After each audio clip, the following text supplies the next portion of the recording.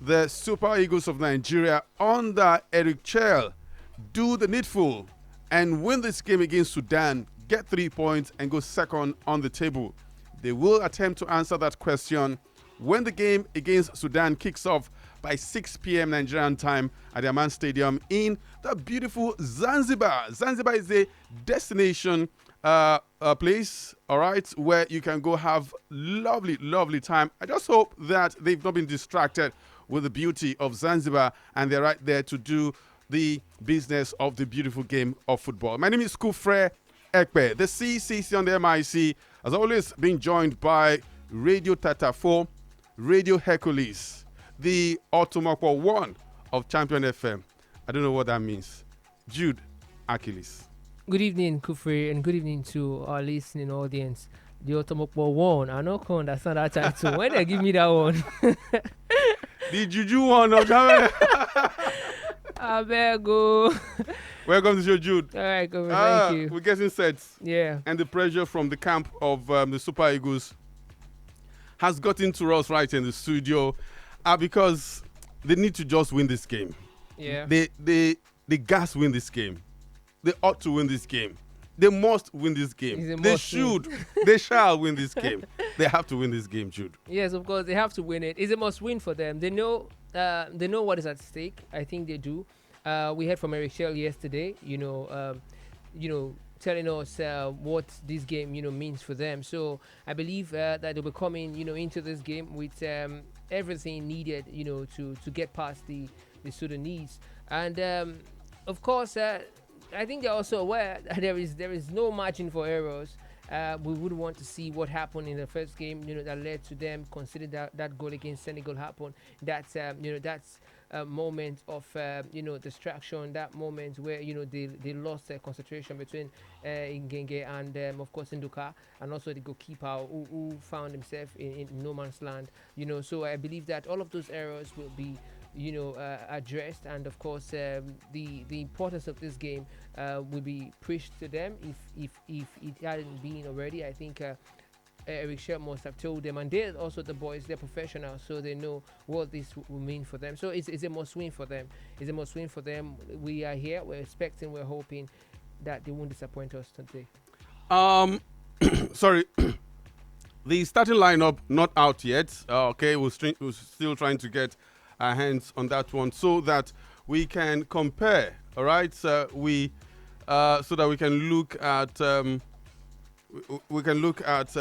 lineup for this game against Sudan and compare it to the lineup against Senegal.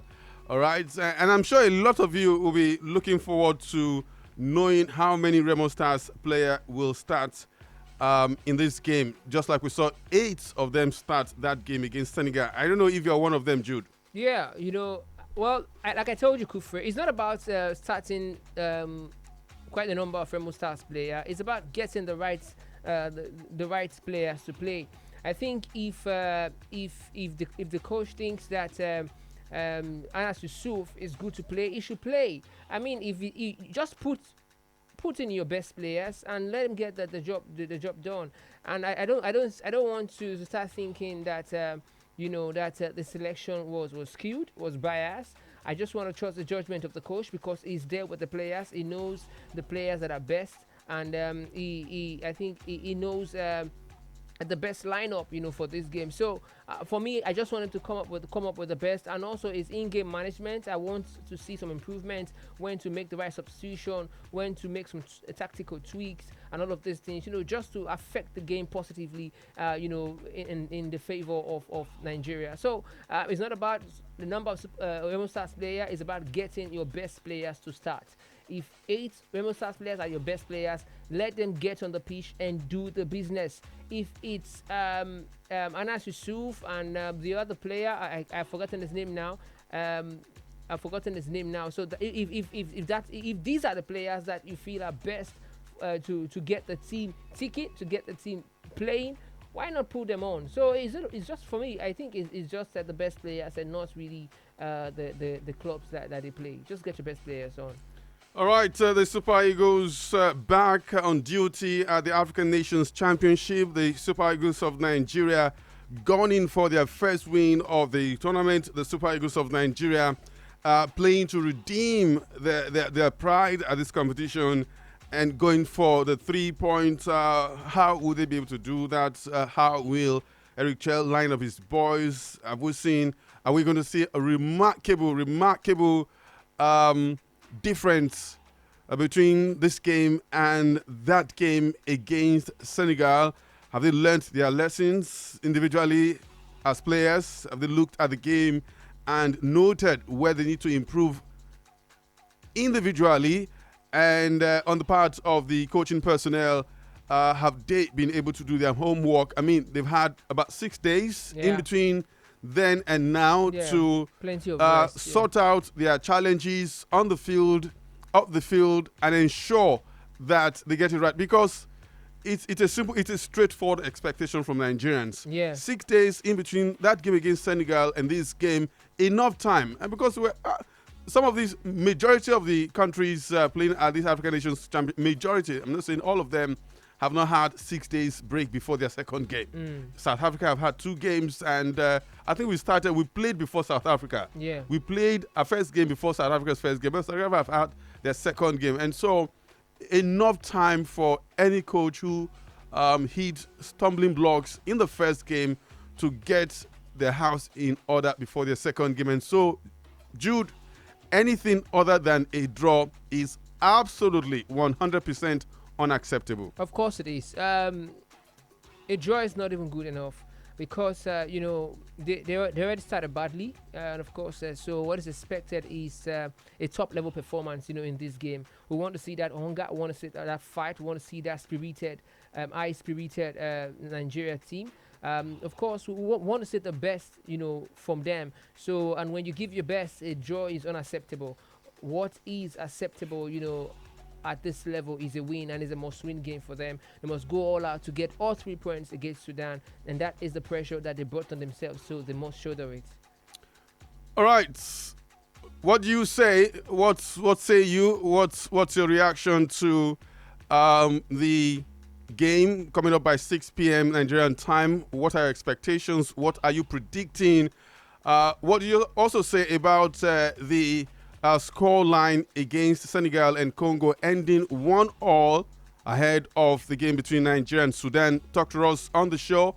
Champion Sport on Champion 90.7 FM, 0906 2023 907, 0906 2023 907, or 0906 2024 907. All right, these are the numbers to call us on the show. And I must say that we have 10,000 naira for the predict and win. All right, so you need to call us between now and the end of the show and make your predictions. If you want to send an SMS or a WhatsApp message, please do send your WhatsApp message to 0906 2023 907, or send an SMS with your predict and win prediction to 0906 2024 907. All right, you can call us on any of those numbers as well to make your predictions. And I think that we need to do right by Chukudi Michael, right? He got the prediction of the first game right. And so there is 1,000 naira worth of data or airtime waiting for you, Chukudi Michael, for getting the prediction of that first game against Senegal right. And so, like I said, we have 10,000 naira for the predict and win this time around for this game between Nigeria and Senegal. Just predict the score line, and the correct winners between now and 6 will collate the result and let you have them tomorrow. All right, Jude, please stand by for the callers. And so let's take this one. Hello. Good evening. Welcome to Champion Sports. Yeah, good evening. Hey, speak of the devil. Good evening, Achilles. Good evening. Good evening. Yeah, welcome on the show. So, I want to wish, first of all, our guys good luck. I think that they are going to win today. Oh, okay. they're going to. what's the score like? Oh, what did you say? The Oracle speaks in favor of Nigeria today. I said they win today. All right. They're going to win. I'm not sure of the score line, but I can just guess 2-0, 2-0. Okay. Nigeria to win, 2-0. All right. 2-0 against Sudan for Nigeria. Akilis, I heard what Kufre said. That's you run it on this line, Nabi, or will you call me later? I will. I'll call you later. Okay. Just you were the only one that got the last one right. Might be the same situation today. So let's see if you get it today, we'll just run both for you tomorrow. You combine it. Okay, no problem. So that the money go plenty. Money plenty. Everything double, hopefully for you. All right, thank you. Okay, thank you so much, Chukudi Michael, for calling us on the show. 0906 2023 907 or 0906 2024 907. All right, we'll bring you the starting lineup of the Super Eagles once we have that. Producer is working on that. Okay, so just stay with us right here on the show, Champion Sport on Champion 90.7. But Jude, we're making efforts to do live studio coverage of the UEFA Super Cup tomorrow. Okay. And that's between PSG of France, who are the winners of the UEFA Champions League. And they'll be up against winners of the Europa League, and that's Tottenham Hotspur. And so tomorrow, tell Madame that it's going to be late nights, okay, because we're going to do that right here from the live studios of Champion 90.7 FM. But before then, let's look at what the Super Eagles will do today against Sudan. All right, so we told you earlier the table as it is right now. Senegal have 4 points. They're top of the table. Congo have got 2 points. They're second on the table. Sudan have got 1 point, third on the table. Last on the table or in the table on the table is the Super Eagles of Nigeria with no point. Hopefully that can change to second position at the end of this game. And so looking at the starting 11 for the Super Eagles of Nigeria, thank you so much, producer. He's been able to get us the starting lineup. And Jude, let's look at what we have right here, and then we'll compare to the game against Senegal. All right, we have Lawal in goal. We also have in the defense Abdul Rafiu. Yeah. Ngenge. Yeah. That's Leonard Ngenge. Then we have Nduka Jr. That's the captain of the side. And then we have Ismaili as well, right there, talking about the Remo Stars player who is the right back, okay, right back for the team. And, okay, and we also have Adedayo, Tochukwu, and Olani in the midfield. And then there is Ijoma, Haruna, and Alimi up front. That's the starting lineup for the Super Eagles of Nigeria against Sudan.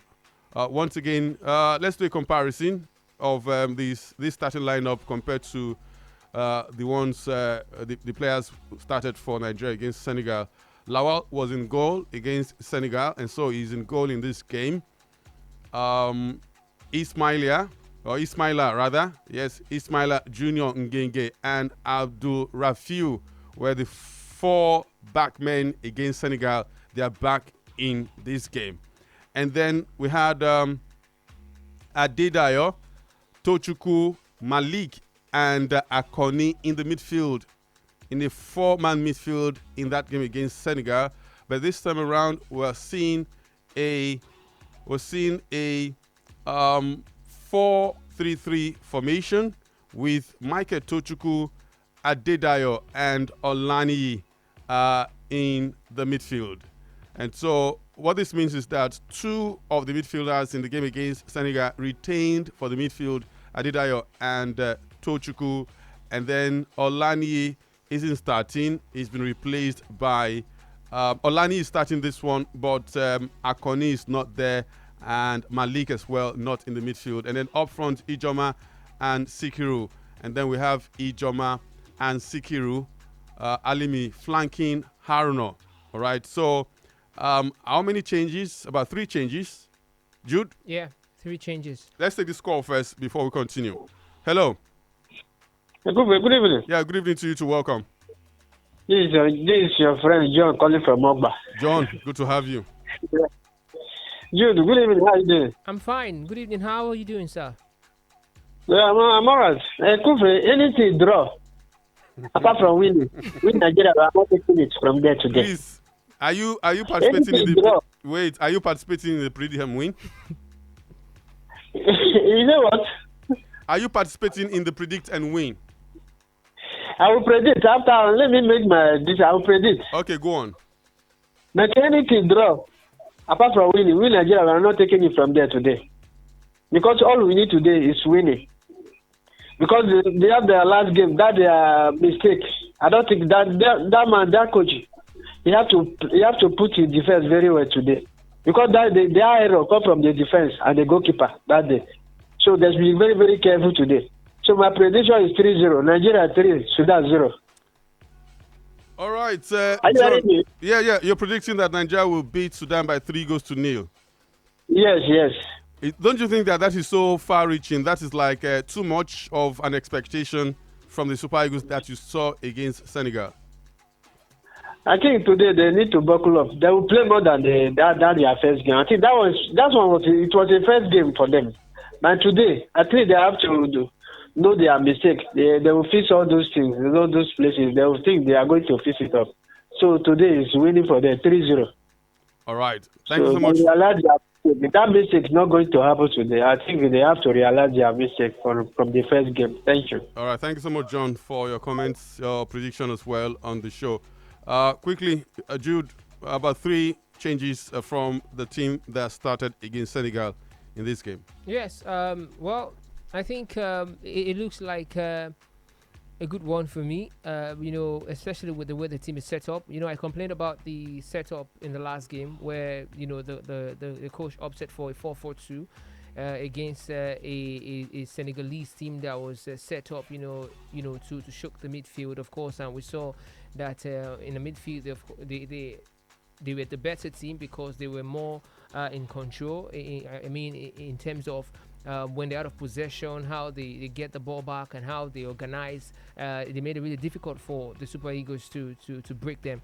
So playing this formation 4-3-3 and said with the players that he has brought in, but I think it is a way to go, and it looks more like a front foot, tactics for me, 4-3-3, and more offensive for me, with the players that they have. So we hope to see goals, just like the last caller just predicted, 3-0, against Sudan. Well, for me, I think that is kind of a wide margin, but it's also doable. All right, we got a couple of messages. Okay, if you sent a prediction and you don't have your full name there and your location, please do send a complete version of your prediction. All right, very, very important. Okay, please go on. Yeah, Kufre, please. I just want to say something about the right back. I don't know. I don't want to sound too critical of him, Ismaila, right? I don't know if we don't have another right back to play. Why Ismaila? We saw the last game. I felt in that last game he should have been substituted because defensively he wasn't offering much. Attacking wise, offensively he wasn't offering much. Overeat crosses, undereat crosses, and if we go into this game, and the thing is, I think part of the coach's tactics is for the right back to give width, to the team, and you can't have someone like Ismaila who's unreliable in terms of crosses and deliveries. So it's more like you're one man down. So I don't know if we don't have a better right back, to play. Well, like I said, I don't want to be too critical of him. Let's see how this game goes, and then we can see if he has improved or if he has worked on himself, or we still need to upgrade his position. All right, let's look at the players starting for the Super Eagles against Sudan one by one. We know that the goalkeeper is a Shooting Stars goalkeeper, Mustafa Lawal. Okay, and in the defense, Junior Nduka is the captain of the side. He plays for Remo Stars. Also, is Sadiq Ismaila does it for Remo Stars as well.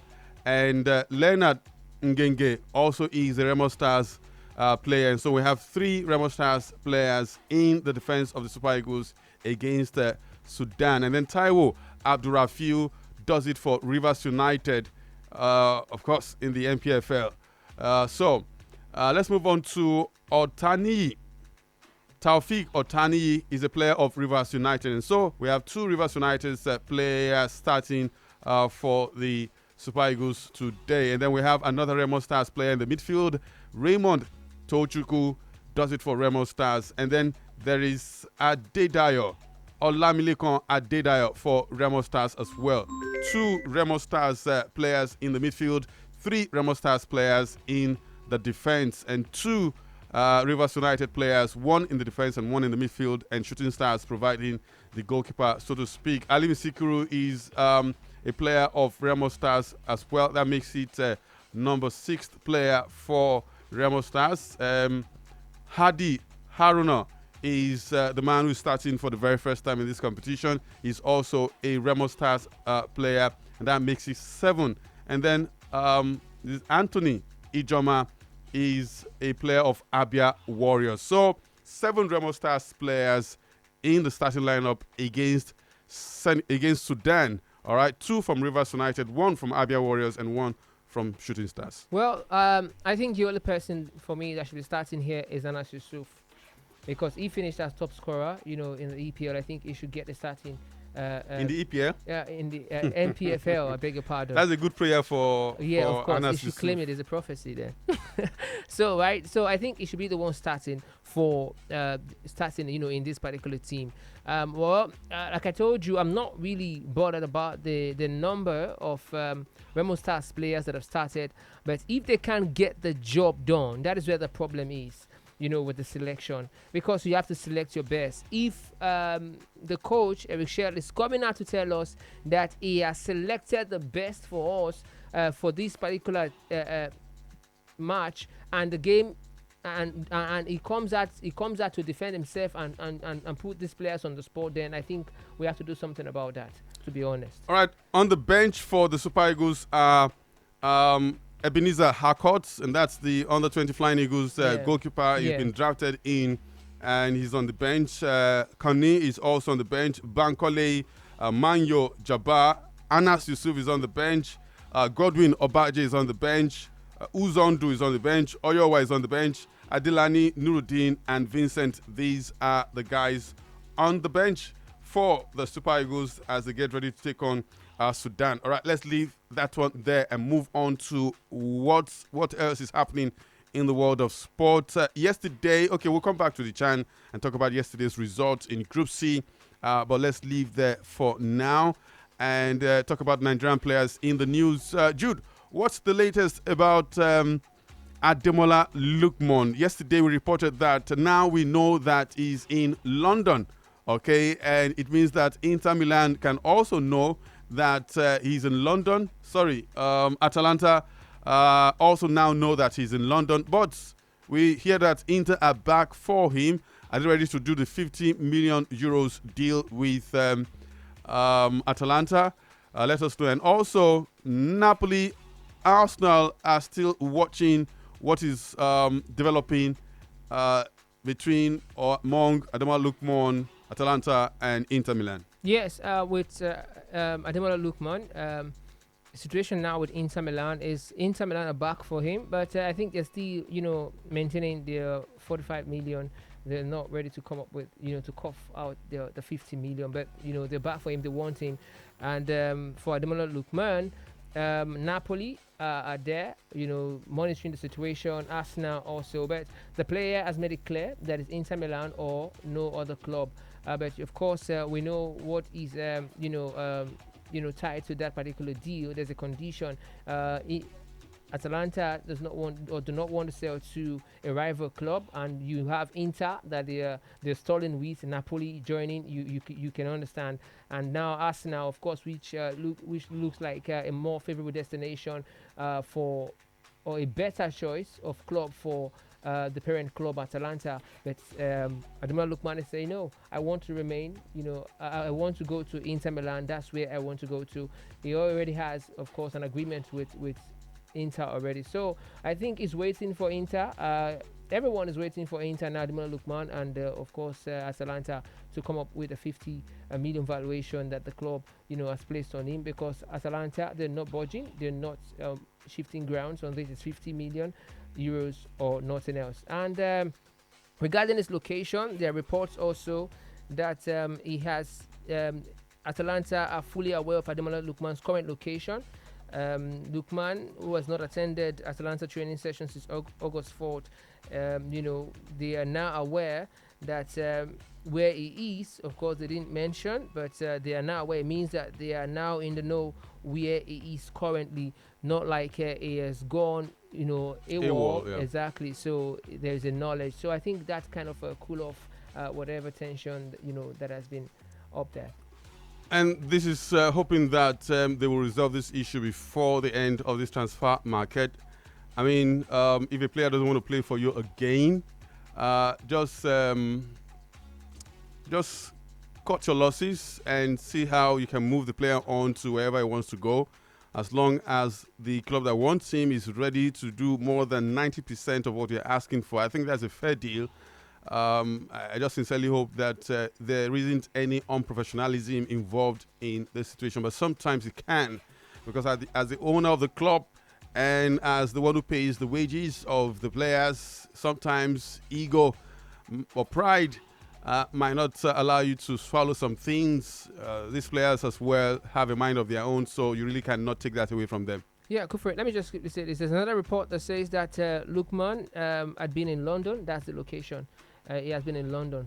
That's the location. That was what we reported yesterday from an Italian source, that he has left Portugal, where he went to from Italy, from Bergamo, and from Portugal he's moved on to London. And so everybody now know where he is. And so hopefully some will say he's in London, Arsenal is in London. Are we seeing something there? But I mean, he's always been a London boy, so of course, it's not reading. It started with Charlton Athletic. Charlton Athletic is a London club, so he's always been a London boy, and that's why he's in London. All right, so let's leave Ademola Lookman and talk about Umaru Sadiq. All right, what's the latest about him? He's going into bee farming. No, he's not going into bee farming. He's acquired a football club, a traditional football club in Kaduna. Maybe we'll leave that one for later. Fisayo Dele Bashiru is getting interest from both domestic and international suitors. What's that about? Well, initially, when Mauricio Sarri took over, there were, these doubts about Fisayo, getting playing time and looking elsewhere, to continue his footballing career. But since the manager, has tried the players, I think is beginning to like Fisayo Dele Bashiru. But we have reports that AC Milan and Juventus, looking towards the direction of the player, and also the players from clubs rather from the EPL. So, but we're yet to get a concrete information. They're just links, no interest yet, no offer made. So that's what it is with Fisayo Dele Bashiru. All right, moving on from Fisayo Dele Bashiru, let's talk about Raphael Onyedika. Like Raphael Onyedika, like Tolu Arokodare. I mean, these two guys were standout players in the Belgian league last season, and you would have expected that by now they should have clubs that have come from any of the top 5 leagues in Europe to acquire the services, but nothing has happened. Nada has happened for these players. While I'm not ruling anything out, because there's still about 2-3 weeks before the end of the transfer market, well, it's quite worrisome. Of course it is. For Raphael Onyedika, West Ham has been on its trail, for some time now. We've been hearing, links to West Ham, in England. But Recent reports says that they've shifted focus to a certain DR Congo midfielder Ngal Ayel Mokau. So I think that means that it's the end of business for West Ham with Rafael Onyedika. So it means that we have to start hoping that he gets a club that will take him away from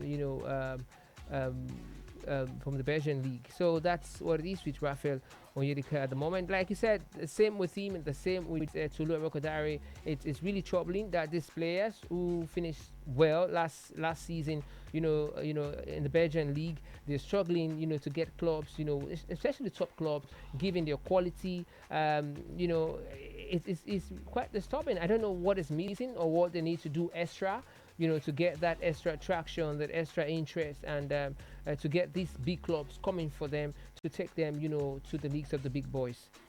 All right, yesterday I think you mentioned somewhere when you were talking about Tulu Arokodare that maybe he needs to sack his agent. All right, and I think an English player did that recently, Calvin Lew. He did that, and he's not a big player, but he's looking like I'm supposed to have gotten, based on my performance last season, I should have gotten a better deal or a better club than Everton come for me, but it's not happening for him, and he decided to let his agent go. He's linked up with another, and so maybe not, but let's see what happens between now and the end of the season. From there, let's move on to Stanley Nwabali. We understand that he's been linked to a Moroccan club, Raja Casablanca. Casablanca, Morocco, South Africa, I don't know. The difference is not much. The South African clubs are doing well in terms of infrastructure, football infrastructure, and all of that. The pay is equally not bad compared to the Moroccans. But I think that with the Moroccans, you stand a better chance of advancing your career, maybe to Europe, playing for Raja Casablanca. But that is left to be seen. But playing for Raja Casablanca also means that it is an upgrade from Chivas United, if you ask me. Let's leave that because of time to this one. Kelechi Iheanacho, we understand that a couple of interest from Turkish clubs. Yes, Kelechi Iheanacho. The last time we spoke about him on the show, it was about the club, from Mexico.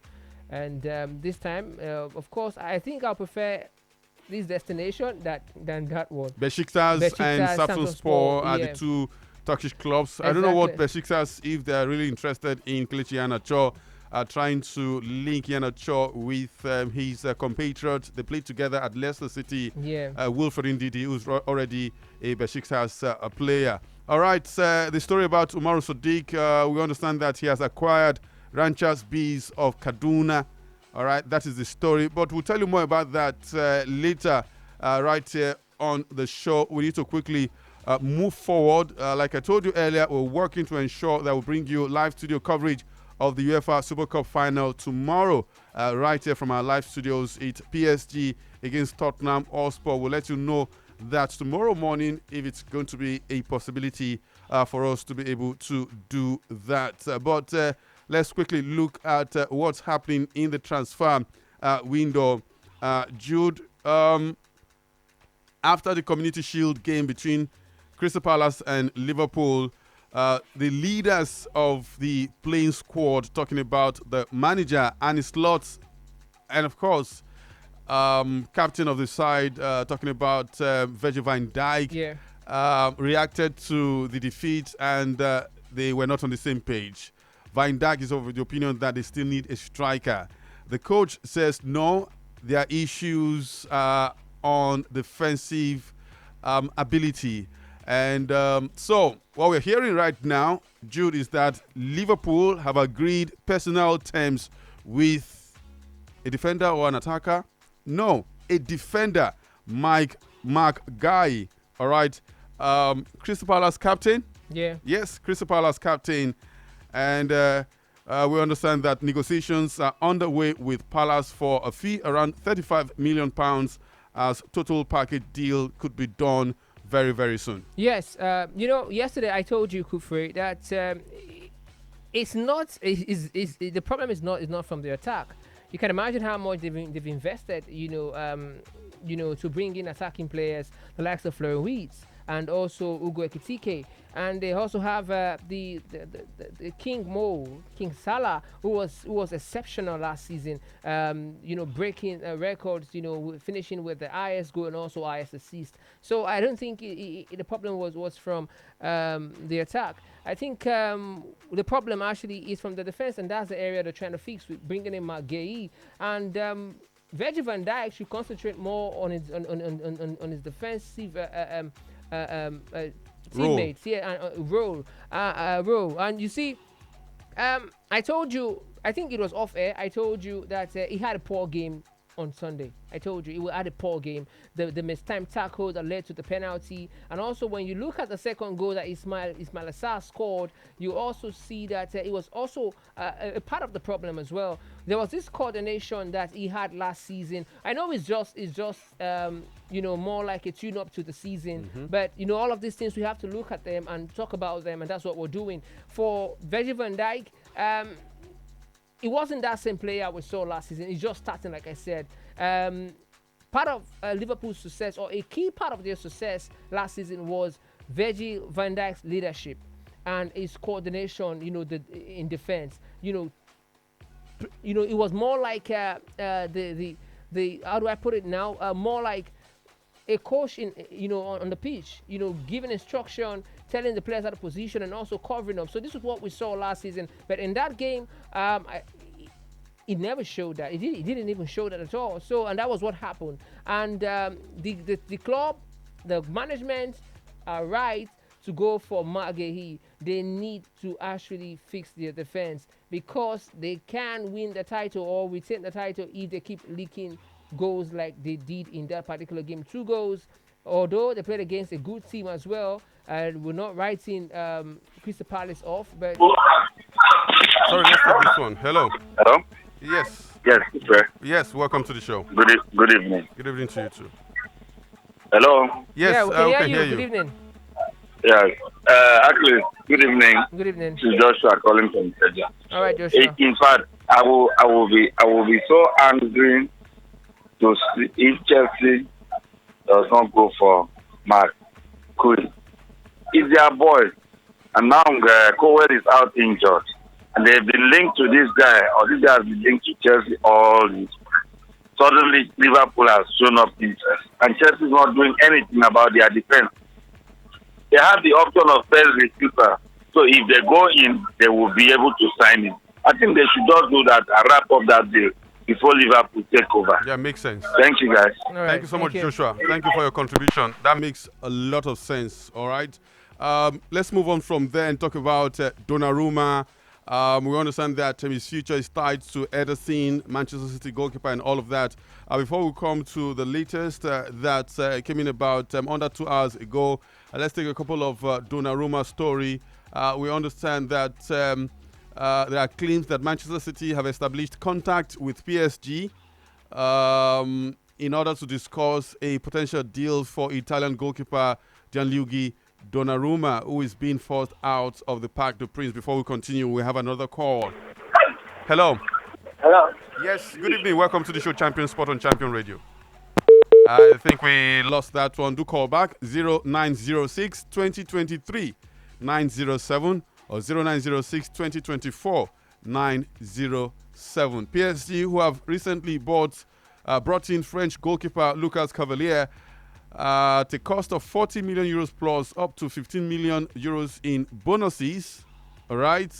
We understand have decided that Donnarumma is no longer the club's first choice, despite helping them on their way to victory in the Champions League final less than 3 months ago. With time, we're going to talk about what went sour. How did both of them go south, from going the other way, okay? But Manchester City, the meat of this story is that they've established contact with PSG with regards to, Gianluigi Donnarumma. And don't forget that Galatasaray were one of the clubs that we named yesterday alongside Bayern Munich, Manchester United, and Chelsea, who are looking in the direction of the Italian goalkeeper. But we know that of Galatasaray, because Donnarumma is an expensive player. Not only the amount of money you will use to buy him from the club, but how much you're going to pay him for the duration of the contract you are going to give him. We'll talk more about that after this call. Hello, good evening. Good afternoon to you guys. Yeah. Good evening to you. Welcome. Okay, good evening. Sorry. No problem. Yeah, Kayode from Amale Phase 2. Yeah, K.O.B. good to have you. Yes, sir. Well, for the Ademola Lookman, to be honest with you, this deal is getting frustrating. Very. Yeah. And I don't know why Italian clubs are so stingy when it comes to signing of players. The difference between 45 and 50 is just 5. So, and Inter Milan have the money. They got to the semi-finals of the Champions League. They cannot tell me they don't have the money. So, this deal is kind of dragging for too long. I believe Inter Milan really values Lookman. They should just go for him. It's getting so frustrating. So, I hope this deal comes true. Then for the Chan Eagles, honestly, looking at the lineup, I'm a bit pessimistic. Remember the last time we played, I was hoping the top goal scorer, Anas Yusuf, and even Shola Adelani. Yeah, Adelani, that's the name I was trying to remember, yeah. Yes, I would have preferred those two guys in front, heading the attack. Now we are using Sikiru Alimi, so I'm not really optimistic. So if I were to predict, I believe Nigeria will lose this match. I'm sorry to say that, but it's just the truth. Nigeria, remember the coach of Sudan is a Ghanaian. Yeah. So he knows Nigeria a lot. So I believe Sudan will beat us maybe 1-0. Okay. Thank you. Thank you so much, Kay, for your contribution on the show. All right, 0906 2023 907, 0906 2024 907. We were talking about Gianluigi Donnarumma before that call came through. And so Galatasaray will not be able to sign Donnarumma. Okay, after everything, I mean, they emptied their pockets, all the board members and the coffers of the club. They had to empty their pockets to buy Victor Osimhen. Now they want to go for another high earner. Hello. Hello, good evening. Yes, evening. Welcome to the show. Good evening. Good evening. Good evening. Can you hear me? Yes, we can hear you. Good evening. Welcome. My name is Daniel. Daniel from where? Daniel from Cross River State. Sorry, where are you calling from Lagos? You're listening to us from Lagos, right? Oh, yeah, I'm calling from Lagos. Where in Lagos? I think in Tiger. Where's Tiger? Local airport. Okay, all right. Welcome. So, my prediction goes to Nigeria. I think Nigeria is going to win that match by 2-1, with the grace of God. Nigeria to win by 2-1. Thank you so much, Daniel, for your prediction on the show today. And so, talking about Donnarumma, okay, another call has come through. Hello. Hello, yeah, my name is Victor Johnson. Victor Johnson, good evening. Yeah, I'm predicting 1-0 in favor of Nigeria. Where are you calling from, Victor? I'm calling from Lagos. Where in Lagos? Gondo Hazes. Okay, Gondo Hazes. Okay. Your prediction is 1-0? Yes, in favor of Nigeria. All right. All right, thank you, Victor Johnson, for your prediction on the show. In less than 15 minutes, that game should start. All right, 6 p.m. Nigerian time is the kickoff time for the game. The Super Eagles of Nigeria and the Falcons of Sudan. Okay, and so Galatasaray definitely they did make direct approach with Manchester City. So they're not going for Donnarumma any longer, but they want to go for Manchester City goalkeeper Ederson now as their main target as a goalkeeper. Donnarumma option never looked concrete for Galatasaray with their focus now on Ederson. And I think we'll be hearing about Manchester City trying to let Ederson go. Yeah. And with Donnarumma available and City with the financial muscle to pay his wages, it's looking like it might be something that will happen. From the point of view of PSG, it doesn't look like Donnarumma will be in goal tomorrow. Of course, and that will give us an insight into what will happen when the full season starts in swing. All right. So, like I said, in the days to come, we'll definitely get to know what happened, because we thought that all was rosy between PSG and its players. Let's take another call on the show. Hello. Hello, good evening. Good evening to you Good too. evening. Yeah, this is Samuel, everybody. Oh, Samuel. Good evening. Yeah, Welcome to the show. good evening. Yeah. How's work? Great, great. How is your evening going? We are doing fine. All right. Tell us. Okay. Oh, please, I want to ask you this question. This Nigeria player, this young captain, Unduka Junior. Yes. Is it the son of Unduka Ugbade? No. Okay. Oh, because you're hearing Junior somewhere. Yes. No, it's not. It's not. Okay. Let me do prediction. Let me predict. All right. Okay. Nigeria win by 2-1. All right. Nigeria to win 2-1. Okay. All right. Samuel Oyibade, thank you for your contribution on the show. All right. Jude, we're seeing the lineup, the players of the Super Eagles in the tunnel getting ready to come out. We can see our colleague Promise Efoge, the media officer of the Super Eagles, right there as well. Everybody's tensed, under pressure, and the guys are ready. They're ready to file out. In less than 10 minutes, that game should start. All right, we'll come back tomorrow, hopefully with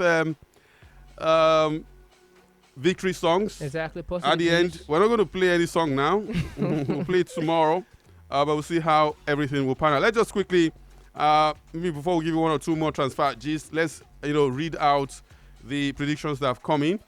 Hello, good evening. My name is Adebayo Babatunde, and you're predicting that Nigeria will win by 3-0. All right, you texted us from Ogba. All right, Adebayo Babatunde, your message is duly noted. And this one is from Akano Chinedu, texting from Songo, says that it will be a goalless draw. All right. Moving on. Good evening, Champion FM, Champion Sports, and you guys. Kehinde Oyewale from Ogba says that Nigeria will beat Sudan by 3-1. And Nigeria 2, Sudan 0. And this one is from Oladayo Akinrodoye from Ogba. What else do we have? Okay. These are the predictions sent in via SMS.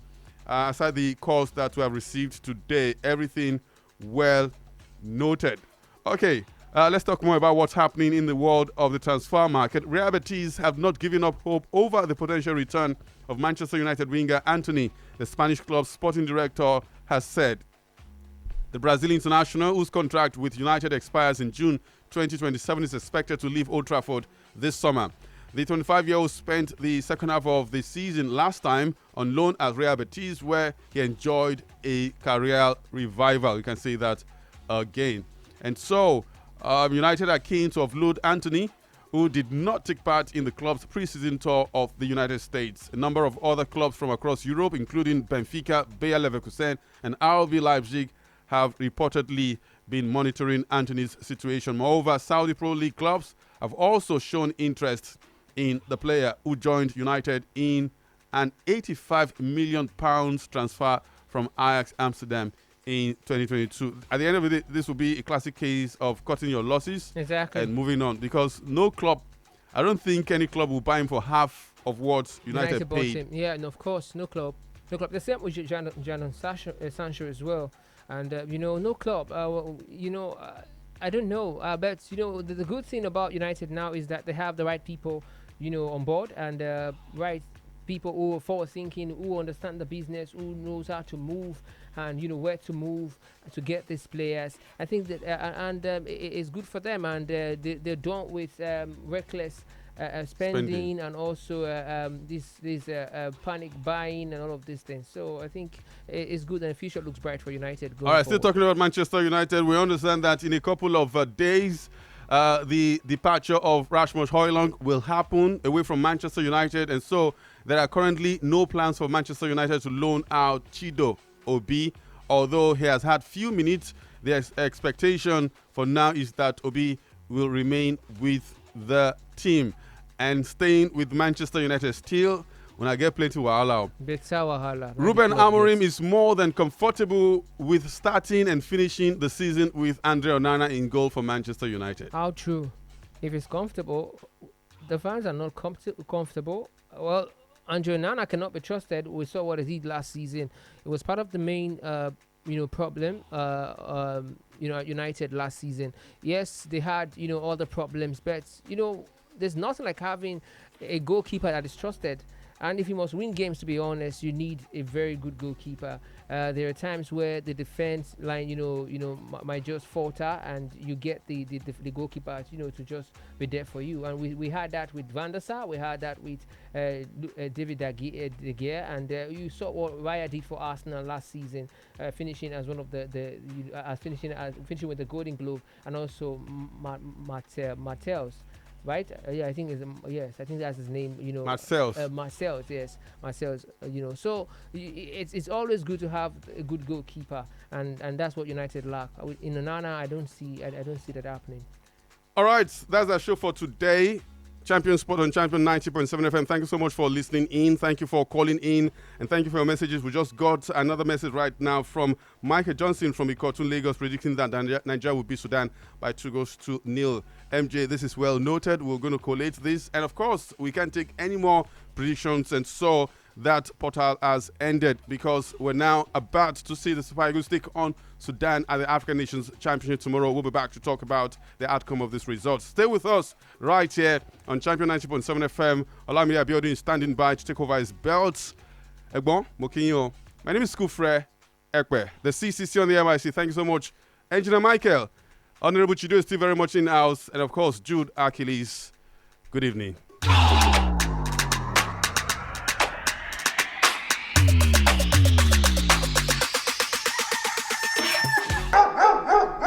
From dawn to dusk, we're here for you. Champion 90.7 FM.